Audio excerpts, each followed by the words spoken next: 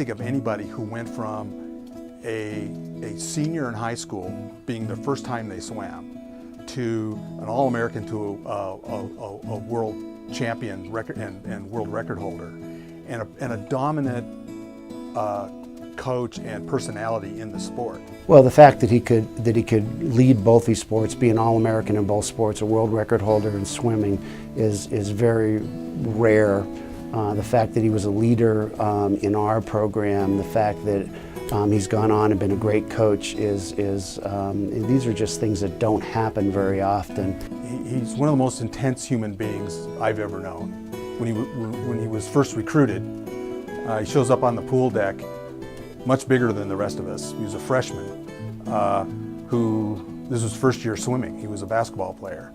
And within a year, he's an All-American and not only dominated our team, but dominated the entire league. I mean, Rick likes to win, whether you're playing low hoops, whether you were swimming, whether you're playing water polo. Klatt likes to win, and that was what it was all about, winning. He really didn't think you were working hard enough unless you were experiencing multiple organ failures. I was not a very good backstroker, and we were doing an IM set. And I always thought that because I was a rotten backstroker that I could take a little bit of a break on this set.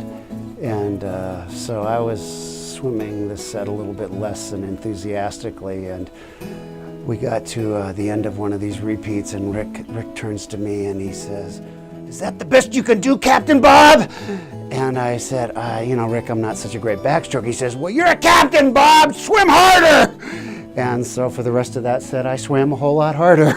And that was a typical Klatt moment with him in the pool. You did everything intensely. You never let up. And that was a Klatt moment. He forced everyone in the program to work harder and be better. And you got to remember, this was two sports. It was both water polo and swimming.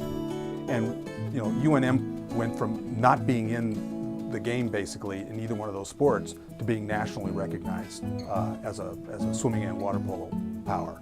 Well, Rick was truly a champion. The reason he's being inducted is because he was the kind of guy that always pushed. He was the guy that always wanted to be a winner. He never forgot that he was the guy that was going to lead the team and win the race. So day in and day out, he was the guy that led the team both on the deck and in the pool.